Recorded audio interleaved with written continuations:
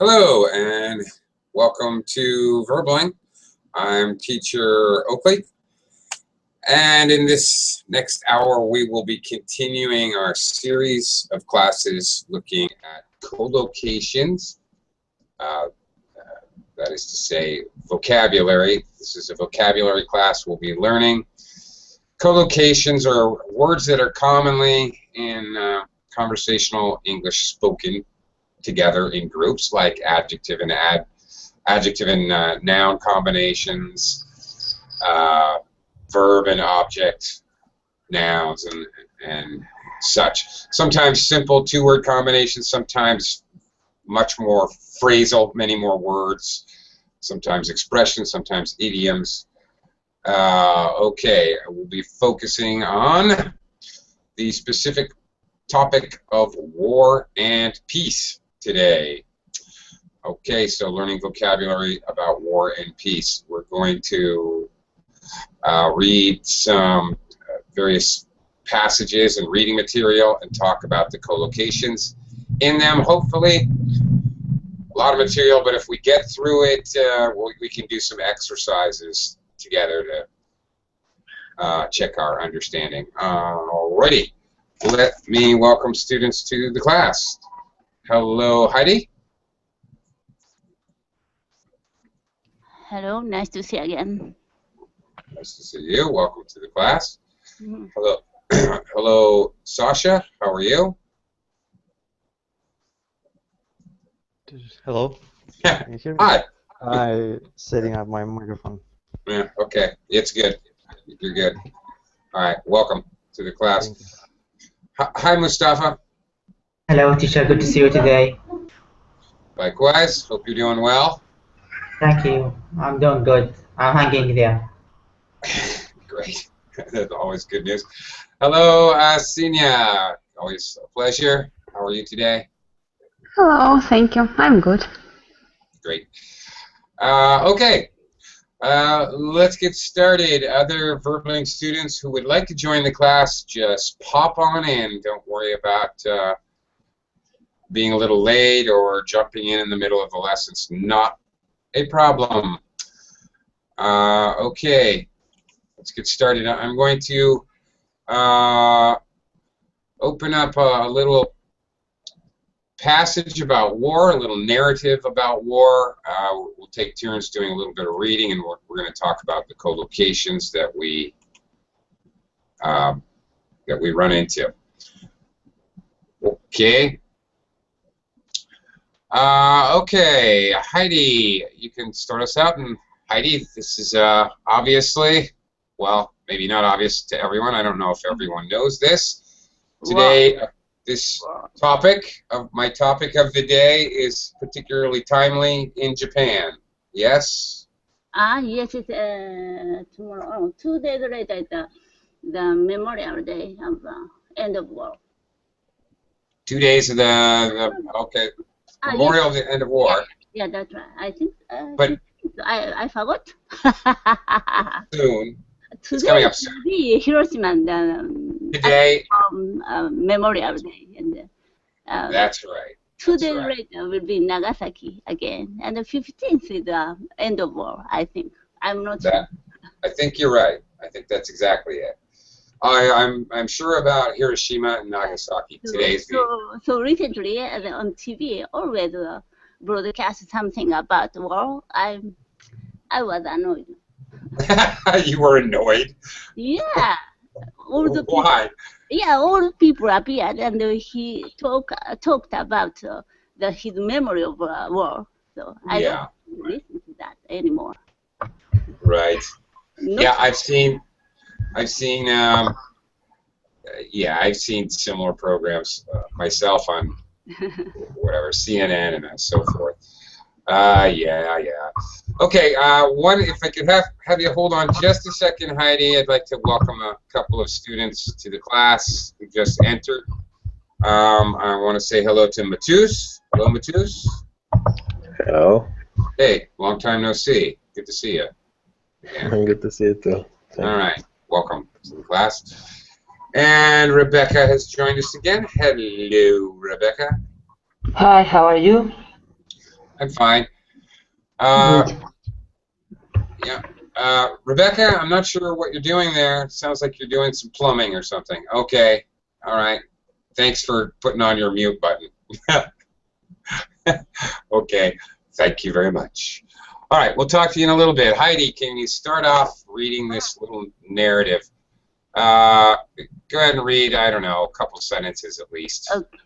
When war broke out, my grandfather joined the army. War was declared on his 25th birthday. Okay, give me one more. He didn't want to go to war, but he had no choice. Well, he had no choice. Okay. Yeah. Well, we'll talk about that in a second. All right. First of all, number one, war broke out. All right. The meaning, of course. Started. Yeah, that's it. Common collocation to talk about a war starts. Okay. We talk about a fire the same way. A fire breaks out in my kitchen, for example. Yeah. Something that starts suddenly. Somebody breaks out in tears or breaks out in laughter. Okay, so break out of suddenly start. Right. Okay. All right, he joined the army. Well, that's pretty simple, but I have a question about this. He joined the army, but then later it says he had no choice. Now, I'm confused because, frankly, to join the army is, at least in my brain, my English-speaking brain, this means that it's voluntary. Yeah, but no choice. Mandatory. Well, if it's mandatory, then it's something else. We would say, we would use the word conscripted. So Grandpa was clear my throat out. Grandpa was conscripted into the military. He had no choice. In America, we call that draft. He was drafted into the military. Yeah. The U.S. we call it the draft. It is the draft. You are, as a verb, you are drafted into the army when it's mandatory. And when United States at certain periods during wartime has had the draft. People were conscripted into the military. Some countries, you have to join the military at a certain age, 19 or in whatever. Japan, red paper came from the government. Red paper. Red paper. They can't avoid going to the army. Okay. Yeah, in World War II and also in the Vietnam War, United States had conscription or the draft. Red paper. That's interesting. Okay. All right. Okay. Anyway, war was declared. Okay, very strong collocation, but I think it's fairly obvious. Who declares war? Heidi? Pardon? Who does the declaring? Who declares war? I forgot. Maybe Prime Minister in that time. Yeah, well, it's different in different countries, so that was a trick question. It depends on your government. The government declares war, but it depends who. Heidi, do you have any idea who officially has to declare war in the United States? United States, and I forgot the name. Who? Okay. Frederick. That's what everybody thinks. I'm sure you all thought that. That's what most Americans think, but that is absolutely not true. Actually, the president cannot declare war, even though they have. Well, they have, and they haven't. The president cannot declare war. Only Congress can vote for it and declare war. And it has to be something like a 2/3 majority. It's very hard for America to declare war. Of course, as we probably all do know, the President of the United States has declared a military action, or Vietnam was a police state, put that in quotes. not officially a war. Who can tell the difference? Not me. I can't. But officially, the president cannot go to war all by himself, strangely enough. Okay. Moving on. Sasha, can you read a couple sentences, please? Okay, will you stop me? Will you stop me? The government, yeah. From the end of the second line, the government were. Mm-hmm. The government were sending troops to the south where they expected fierce fighting.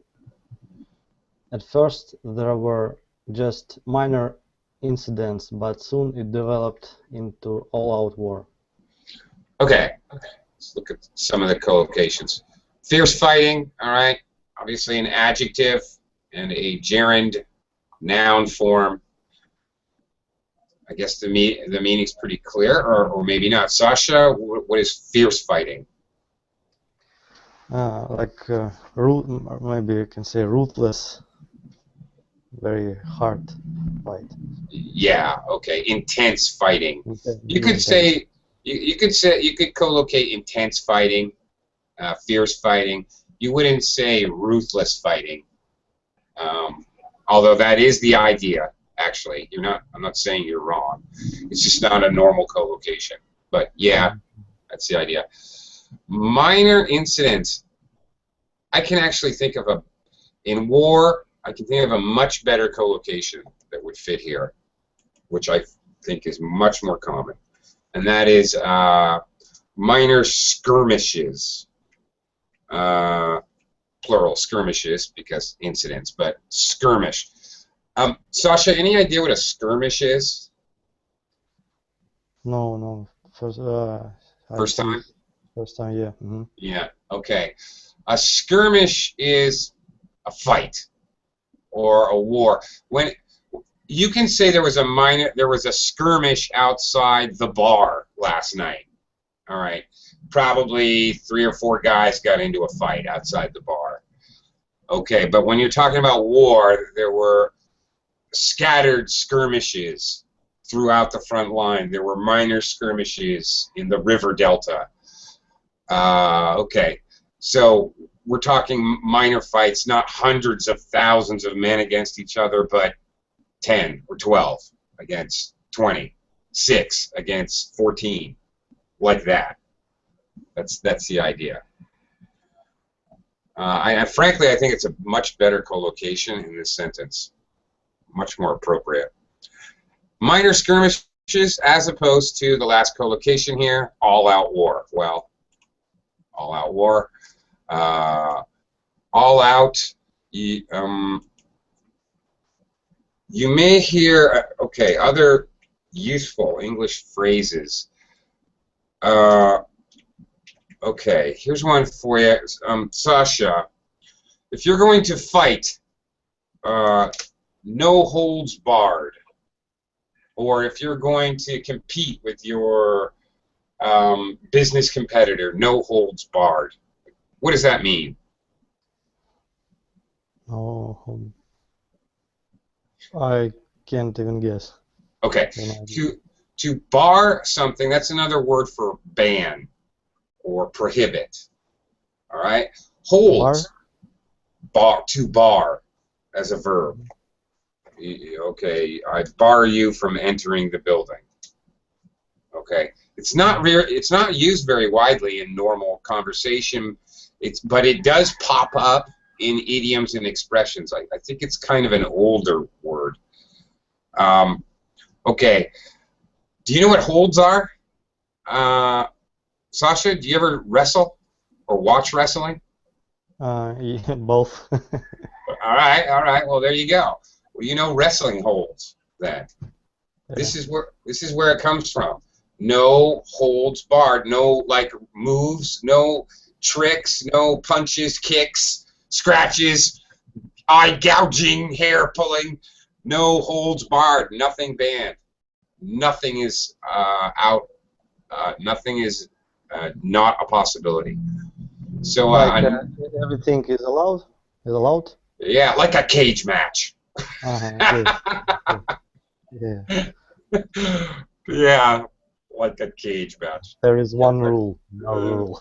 no rule. That's it. You got it. No holds barred. All right. Okay, that's all right. Yeah, that's it. All out war. No holds barred. Okay. All right. Let's continue talking about Grandpa here. From my grandfather, Mustafa, can you take over? Okay. Couple of sentences, please. Okay, teacher. My grandfather has told me how terrified he was the first time he came within firing range of the enemy. They saw him and opened fire, but he was able to escape. Okay. Good for Grandpa. All right. What does it mean? He came. You might actually add the verb to this collocative phrase. What does it mean? He came within firing range. Mm. He entered the zone of fire. So Okay. I'm What- trying to think about another collocation. Okay, go ahead, teacher. We often just say within range and drop the firing. Within range, and within range can apply to other things. It means the bullet can actually reach you. A bullet can't travel forever. It's not a spaceship. Gravity's going to have its effect, and eventually gravity will put it into the ground. If you're within firing range, that means the bullets can actually reach you. Okay, but you can be within shouting range. What does that mean, Mustafa? You're within shouting range. So they can't shoot me, teacher. No, As I shout am. like, yeah, Mustafa. Okay. So I can hear you. Yeah, that's right. If you're within shouting range, you can hear me if I shout. That's right. So, okay, within the area where something's possible, it's possible to get fired on. Can I say, okay, maybe this is not related, but is there any collocation related to war that said maybe came across the the red lines or something like that? Oh no, don't talk to me about red lines. Okay. Oh, okay. Yeah. Okay. Yeah. If something's a red line, you should not cross it. And yes, it is related to war. Okay, you look at a map. The general looks at a map, and they literally would use red lines to show the enemy position. Okay, the enemy is okay. Okay, So, maybe across the enemy lines or the foe line. across enemy lines is very, very, very common. All right. Okay. Every stupid Rambo movie you've ever seen, he crosses enemy lines or behind enemy lines. All right, so he's behind the red line. All right, he's behind enemy lines, and he has to fight his way out. Okay. The opposite would be he went out of the safe zone, right? Yeah, well, now we have that terminology, green zone, which basically comes from Iraq. This is a very new terminology. Now they call it green zone, a safe zone. A green zone, okay. Yeah, green zone, safe zone. Green zone is actually like a super safe zone, a secure zone within the safe zone, actually, I should say. But, okay. Anyway, okay, they saw him in open fire. What does that mean? Open fire, like they began to exchange fire between each other. Yeah, well, no, they opened fire on him, so they were shooting at him. Yeah. This can be used, as Mustafa hinted at a little earlier, these war collocations can be used, many of them can be used idiomatically. Strangely, many of them are used idiomatically in terms of business, related to business. It's business is a battlefield. You're in the trenches. Okay, you launch a campaign. It's the same idea. You start a particular facet of the war. You start a marketing campaign. You launch a campaign. There are many very collocations that directly involve war, but more metaphorically or abstractly, we used to talk about business. Stick to my gun. Yeah, Also. well, there's one. Yes, Yeah. there's one, as a matter of fact. Yeah, I bet you can think of dozens of them, really. Open fire, we can use this if, okay, I came home late last night from hanging out with my friends. I didn't get home till 3 in the morning, and when I got home, my wife opened fire. I bet you can guess what happened. Argument. Yeah, she let me have it. Yeah. She started nagging at him. Yeah, she opened fire. Okay, so often it's very common that these phrases we're looking at can be used in normal life, and it's frequent that they're used in business. To continue, Sinya, from a couple of his friends. Okay, go ahead, read a couple sentences. A couple of his friends, though, were killed or taken prisoner. After several months, our army went into action in the first decisive battle of the war. Okay. Taken prisoner.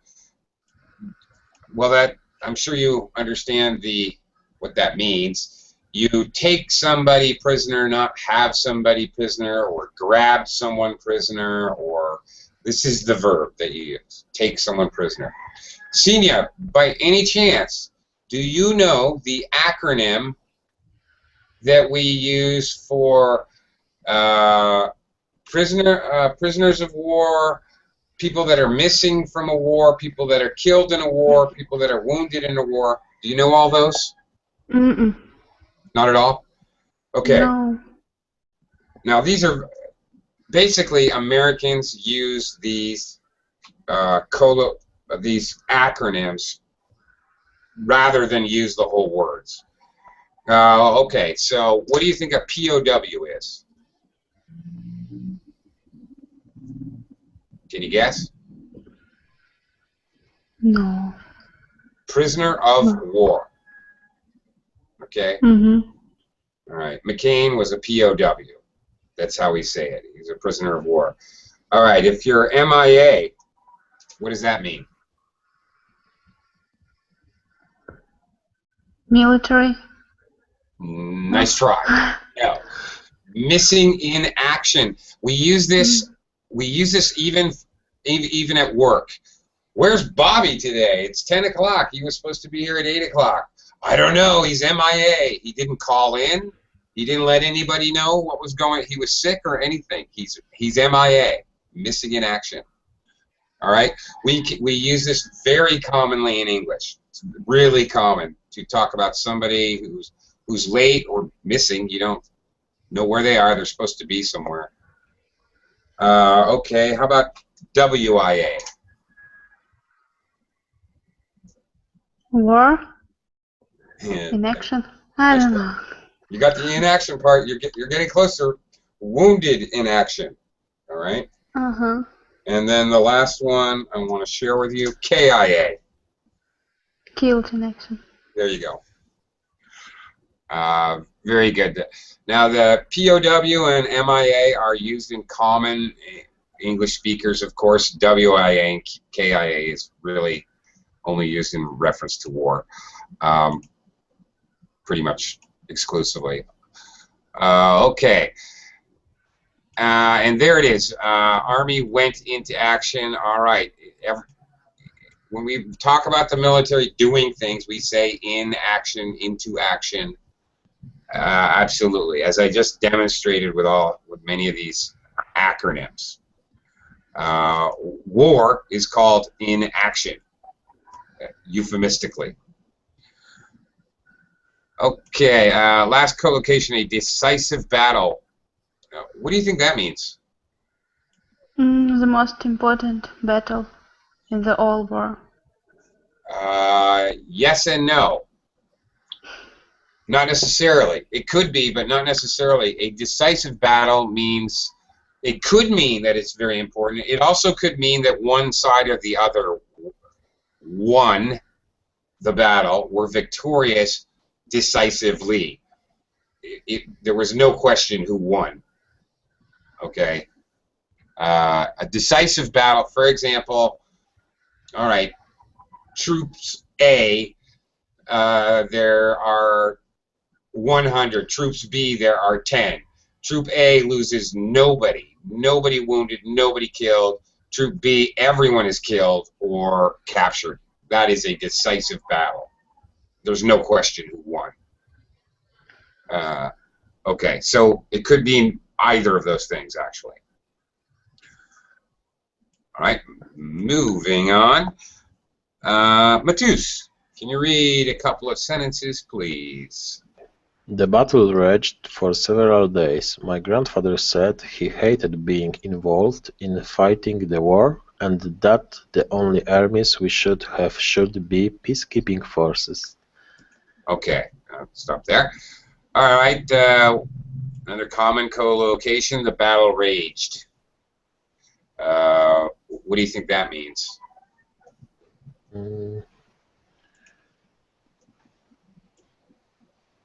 It's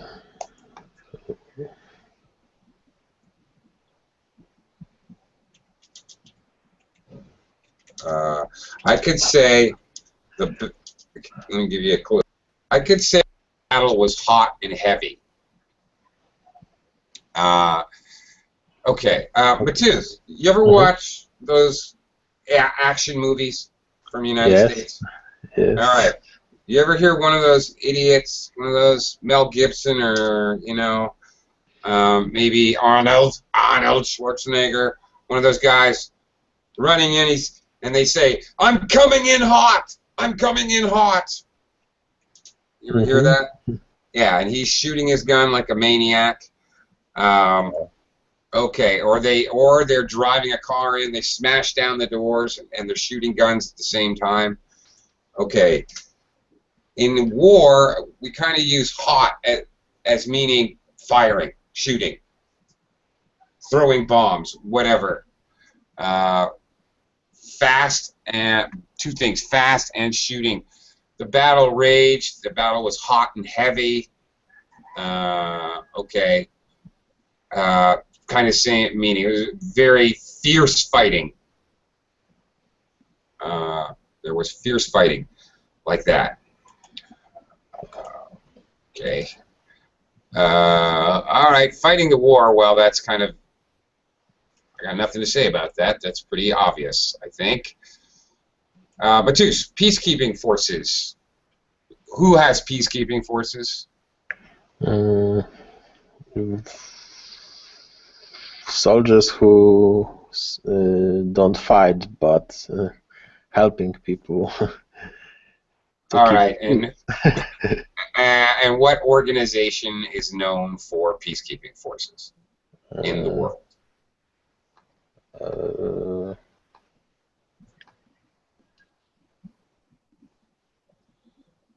The key there is in the world. The World Organization. United Nations. There you go. When English speakers speak of the United Nations military, they call them the United Nations peacekeeping forces. They actually say that. It's supposed to be their only purpose. Supposedly, anyway. Okay. All right, Rebecca, can you finish off the reading passage, please? Sure. He can never forget the horrors of war, and he believes that we must do everything we can to avert war in the future. I agree. Okay. Very strong collocation here. The horrors of war. I can't even imagine how many times I've heard this in my life. Very strong collocation. Obviously, war is terrible, but this is just the phrase that's like always used by English speakers. We don't say the terrors of war, the blood of war, the tragedy of war. That one I may have heard once or twice. But this one, the horrors of war, I've heard so many times. Have you heard this phrase before, even in English, Rebecca? Well, I think in Spanish we have the same, you know, Yeah. it's famous, yeah, a part of other expressions, of course, related to the war. I say this is one of them. Yeah, okay. And of course, if you're going to avert war, what does that mean? Avert. Avert means, well, I'm not sure. To avoid, something like that. That's right. But for some reason, we, instead of saying avoid, avert and avoid are direct synonyms. They're definitely synonyms. Okay. For some reason, we always say avert war. We avoid many things. Avoid puddles in the road. You can avoid sweets, whatever. But you avert war. We almost never say avoid war. Prevent war, yeah, you might use that one. You can say avoid war. There's nothing wrong with it. I'm just saying that this is a very strong collocation. These words go together. Another one, just because we have this weird word avert, which I don't know why it makes me laugh when I hear it. But Rebecca, what do you? If I say, yeah, avert your gaze, what do I mean? Say again, please. Avert your gaze. Gaze. That's G-A-Z-E. Gaze. G-A-E-C. G-A-Z-E. Yeah, I'm writing it in the verbally chat box, by the way. Yes, please. Yes, gaze. Gaze is like a view, eyes. Yeah. Something related to that. That's right. I don't know why. Each other, you know, maybe. Well, if I tell you, Rebecca, avert your gaze, it means you're staring at me. It's, yeah. I don't know why. It makes me laugh. I'm not sure why. I really don't know why. It's a funny way to say stop staring at me, or it's funny for me, and I have no idea why. It must. I don't know where it comes from, but okay. Anyway, there's another strong collocation with avert. All right. Or you say, avert your gaze, when like maybe somebody's really, really ugly. Avert your gaze, don't look, you'll turn to stone. I don't know why, but you say this phrase like jokingly or sarcastically, so, okay. Well, sometimes people, when they are in a conversation, you know, they avert the gaze of the other person. Yeah. Well, I'm saying that this is a very strong collocation that's only really used to be sarcastic or to attempt to be funny.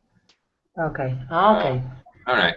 Okay. Let's look at. We could use as well. Avoid your gaze. Could I say that?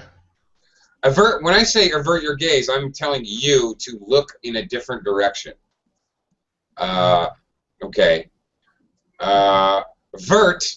V-E-R-T, the root of this word, I believe it's Latin, and it means turn.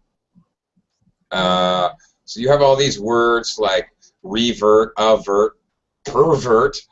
All these things have to do with turning in some direction, turn against, turn over, turn upside down, whatever. Okay, vertical, up and down, turned up. Okay, all right, let's move on. Heidi, back to you. Let's look at some other strong collocations, this time about peace. Bring about peace. It will be no easy task to bring about peace in the area. Okay. Okay. All right. Well, you might as well read the next one too, because it's really strongly associated with the first one. Negotiate a peace agreement. It can be useful to invite a neutral country to help negotiate a peace agreement. Okay. All right. Bring about peace. Okay. This is a strong. Bring peace, even without about. Oh, they brought something. Somebody brought peace to an area. The verb bring and peace go together. They're strong collocations. Of course, how do you bring about peace? Is there really any other way than to negotiate a peace agreement? Okay, peace.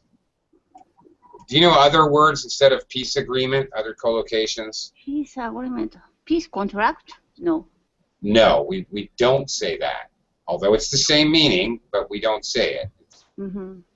Right idea, but wrong collocation. Peace agreement. We say a peace treaty, of course. Oh, whoops. Yeah. Peace treaty, it's down here. I'm jumping ahead, but a peace treaty, a peace agreement, a peace settlement. Yes, peace talks, absolutely. The process by which you finally reach an agreement are peace talks. Oh, okay. That's what negotiating a peace agreement is. They're also peace talks. Okay. All right. Okay. Seems like there's something else I wanted to say, but now I can't remember. Okay. Oh yes, there is. Okay, you invite a third. I just said what I. Okay, you invite a neutral country. When somebody else is helping settle an argument, do you know what that's called? Heidi? Yes, I forgot what.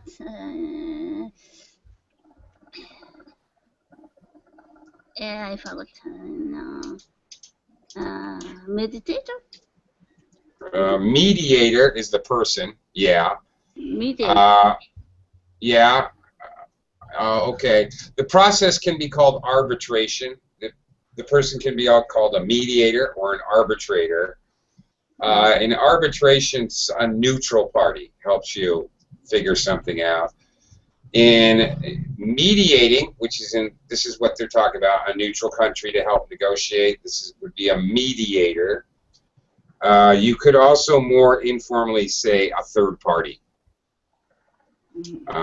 Even in your personal life, all right? You and your husband are having a fight about something. You'd say, okay, let's bring in the neighbor. We need a mediator. We need a third party that has nothing to do with any part of this argument. Maybe neighbor makes the situation worse. Yeah, probably. I didn't say it was a good idea. I'm just using it as an example. Probably a terrible idea, but okay. Anyway, moving on, Sasha. Call a truce/ceasefire. Although a ceasefire has been called for the duration of the peace negotiations, hopes of its success are not high. Okay. Okay. Ceasefire, well, what does that mean, essentially? If there's a ceasefire, Sasha, that means what? Cease, it's stop, and fire, it's fire, shooting. There you go. Shooting. Stop shooting, right. It's right there in front of you. Okay, this is a compound noun, a word made from two words. Yeah, stop firing. Yeah, exactly. That's it. It does not mean there's an official peace treaty. It means you just agreed to stop shooting at each other for a few minutes. That's it. Sometimes on holidays, sides decide to stop. Yeah, oh yeah, right. That's right. Yes, that's absolutely true. Frequently, both parties in a war or battle will agree to have a ceasefire to observe the holidays. That's common. You're right. Now, we can use both of these, truce or ceasefire, for war. In real life, real social business, all across the board, English speakers use the word truce a lot. Even little kids, when they, two little kids start fighting over a toy, they may call a truce. All right, let's call a truce. All right, truce. And they'll make an agreement to stop fighting. I mean, even from little kids. Adults who are fighting for whatever reason, socially, romantically, financially, it doesn't matter. Husband and wife, I suppose. Even, absolutely husband and wife, more than anybody else. Absolutely. All right, let's call a truce. All right, let's stop fighting for now. Let's call a truce. Maybe, and again, husband and wife call a truce. That doesn't mean that this particular fight is over. That means that they're not going to keep fighting about it right now. Maybe they'll argue about it later. Yeah, because relatives came by. Yeah, for example. All right. Good example. Okay, let's call a truce. Your mother's at the door. All right, call a truce for now. Yeah, okay, all right. All right, we already looked at signing a peace treaty, a peace agreement, a peace settlement. Of course, they actually have to sign that. Officials from each government would have to sign it. So let's move on. Senia.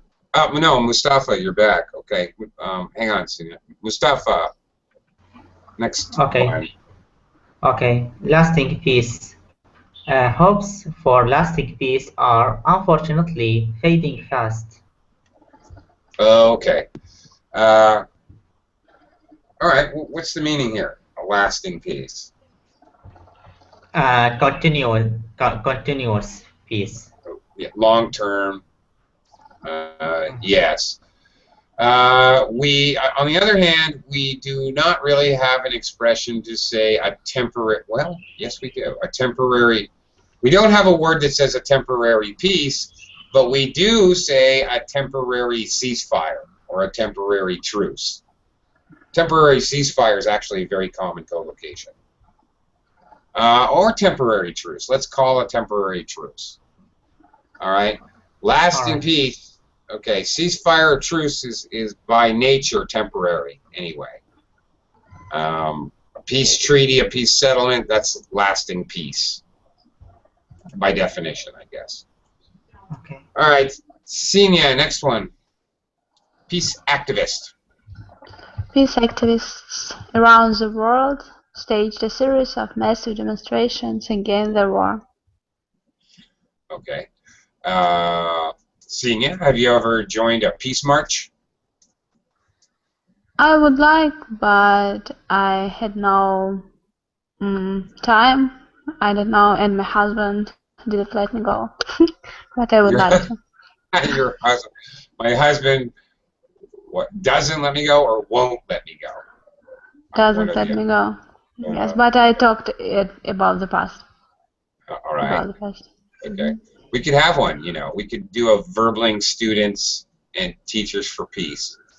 We could march online. We could have an online march. We could raid like government websites. And write angry. Write angry. That's right. We could write angry English sentences. Okay. Yeah, that's a great idea. Good idea, Senia. I'm gonna blame you. It's your idea. Okay. All right. Peace activists. Any kind of what other kind of activists are there, Senia? I'm sorry. Where? Okay, peace activists. What other types? That's one type of activist, a peace activist. What other types of activists might there be? Animal protection, people protection, children protection. Okay, all right. Animal rights activists, we would call it. All right. Environmental activists, we would call it. Women's rights activists, we would call it. Yes, yes, and yes. All of those. Children's rights activists. Yes, yes, yes, and yes. That's right. So there are many different types of activists. Activists, obviously coming from active. They actually do things, not just talk about things, but they march, they write letters, they actually start websites and that type of thing. Okay. Very good. Matus, keep the peace. Keep the peace. After the war was over, UN troops were sent into the troubled area to help keep the peace there. All right. Who else keeps the peace? Can you take a guess in society? Not about war, but in society. Whose job is it to keep the peace? Police. Yeah, that's what they say. So they say, anyway, Matus. Okay. In English, we sometimes call police a peace officer. Police actually say this to citizens. I'm just keeping the peace. My job is to keep the peace. Okay. Policeman's job is to keep the peace, not to violently attack people. You will hear this phrase in conjunction with the police, probably more than we will with war, actually. But yeah, that's it.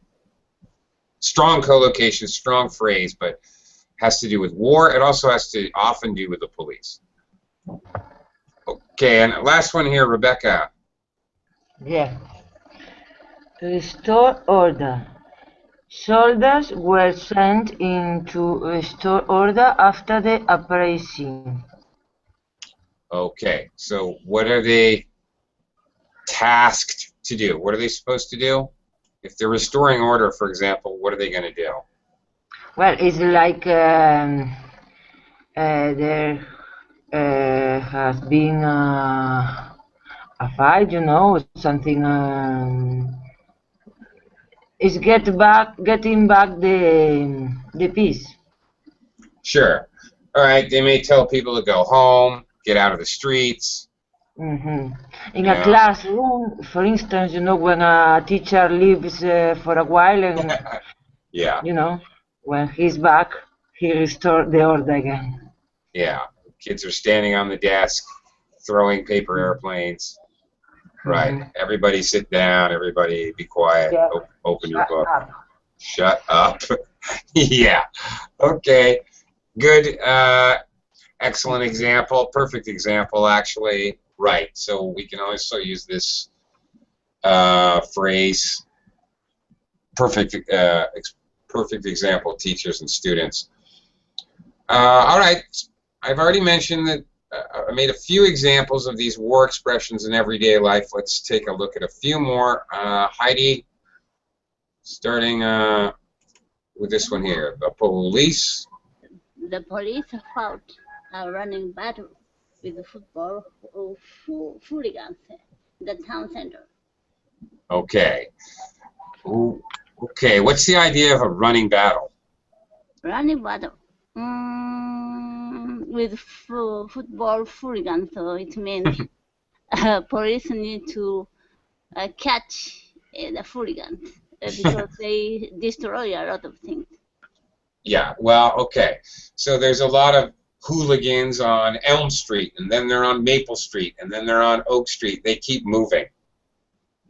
It's a moving party, celebration, whatever it is, and they keep moving. A running battle, it keeps moving. They're not just standing still, fighting. They're moving. That's the idea. Yeah. Okay. Next, Sasha. The people of the village put up a heroic fight against the construction of the new motorway, but finally lost the battle. Okay. Well. All right. Okay. Fairly straightforward phrases here, terminologies, expressions. but you can see that this is very common to use these things in this way. Often about business, often about social problems and things, conflicts, any kind of conflict. Business has a lot of conflict in it, so these kinds of things are used for business a lot. But any social conflicts, whatever, personal, family conflicts, whatever, we use a lot of these war expressions and idioms. All right, they put up a heroic fight. All right, they fought like heroes. Lost the battle, okay. So, what is the end result of this whole thing? Sasha? The people were struggling against the motorway construction of the motorway, but at the end they lost. So ultimately, they built a motorway. Yes. I know from reading this there is a motorway now in the village. They lost. Okay, Mustafa? Okay, the bank robbers didn't offer any resistance when the police surrounded them. All right. What does that mean? Basically, they didn't do any action to fight against them, and they surrounded all of a sudden without any action or restriction. Okay, to put it a lot simpler than that, they surrendered. Yeah. Yeah, that's it. They surrendered. That's it. The opposite of, okay, you can say offer resistance. Well, this is negative here in this sentence, but you can offer resistance or put up resistance, even more common. If somebody puts up resistance, that means they fight back. Again, whether that's literally in a war or put up resistance to building a new motorway, whatever. Okay. All right, last one here, Sinya. The president is fighting for his life tonight in the city hospital after a major operation. All right, fighting for his life. Okay, obviously he's near death. This is a very common collocation, very common expression to talk about somebody who's near death. Very common. We say he's fighting for his life. Okay. All right. Some other collocations: price of war. You fight crime. War on crime. Okay. Right. So lots of collocations where they cross over. Okay. Let me. Yeah, well, no, we got time. Let's see if you guys can figure out these collocations on the radio. There they are. Pick the words from the words up here. All right. See if you can fill in the blanks to read the entire blurb from the top balloon from the radio here. Matus, number one. The president said he is ready to join to war against Collocations. He said he had done everything possible to avert war, but he knew there was no alternative. Okay. Probably the president said he's ready to go to war. Okay. You can join a conflict or join a war, but with two, it's definitely going to be go to war. Okay. All right. Number two, Rebecca. Okay, a 2 hours battle in the lagoon is still today after lunch. You may have to change verb tenses. Warning, warning. Warning, sorry? No, I'm saying if you have a verb, you may have to change the verb tense. of the verb. You may have to use a past, present perfect, whatever. I'm just Well, warning you. a 2 hours battle.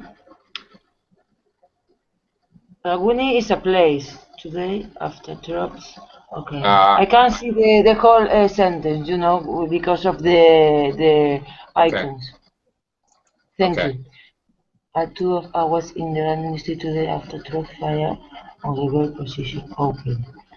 Okay. And now I can see the options. Well, I don't know. Maybe it's a 2 hours battle opened. Opened.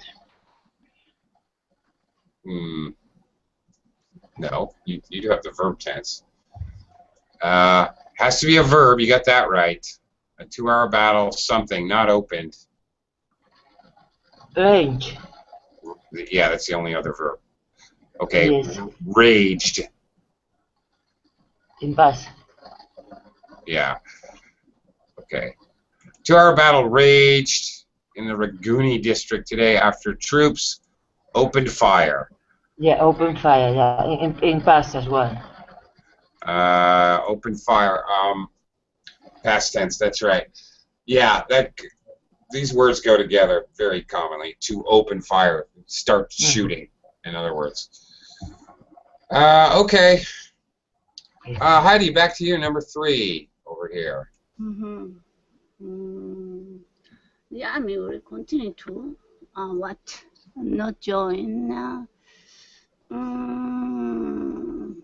Why not? No. Well, maybe. Okay, I guess not. Join will be used to number 4. Yeah, you're right. Okay. Continue to avert. No. No, they don't want to avoid a war against drug lords, drug barons, drug lords. Okay. Fight. There you go. Fight the war against drug barons. All right. Okay. And last one, Sasha. Here. The president said that young persons who avert the army must expect to fight to defend their country. No. Join. Okay. Yeah. Join. Right. I thought it more like maybe who didn't want to go to army. Ah, That's, okay. Right. I thought about it. Join. Okay. Who joined the army? All right. And continue. Okay. They would experience the horrors of war, but they must be brave. Right. Okay. The horrors of war. All right. As opposed to the horrors of war. Okay. All right. Never mind. I was going to say something stupid. But I won't. Let's see. We've just got a couple minutes. Let's see if we can correct the collocation errors in these next 4 or 5 sentences. Mustafa, number 1. Can you read the sentence and then fix it? Okay, the police fought a walking battle with a group of violent demonstrators. I don't know. I don't have anything in my mind. A brutal? A brutal.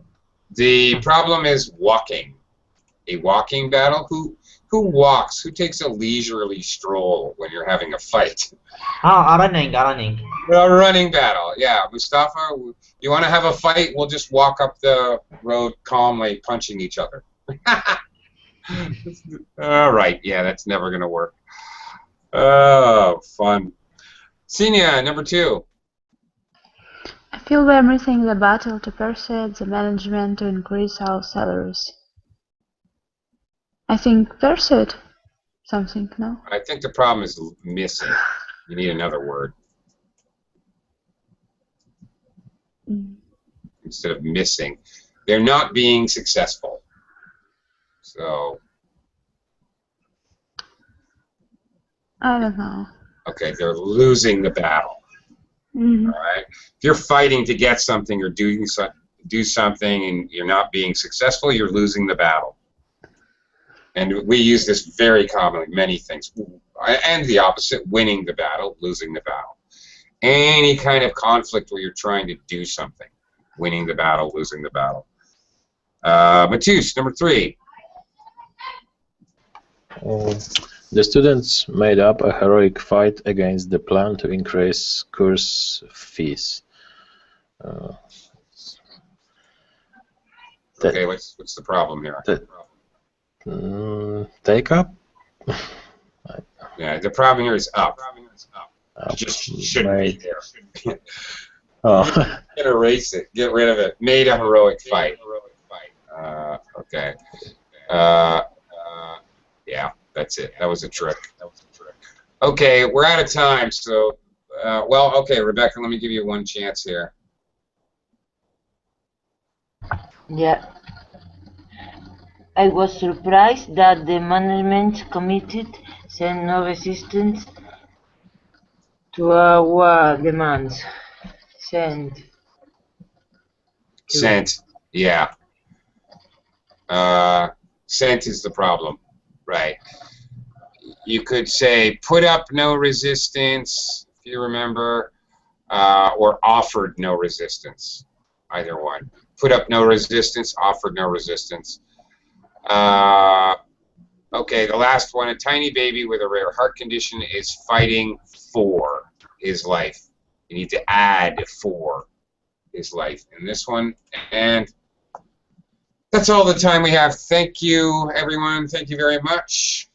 Great job today. We'll see you again next time.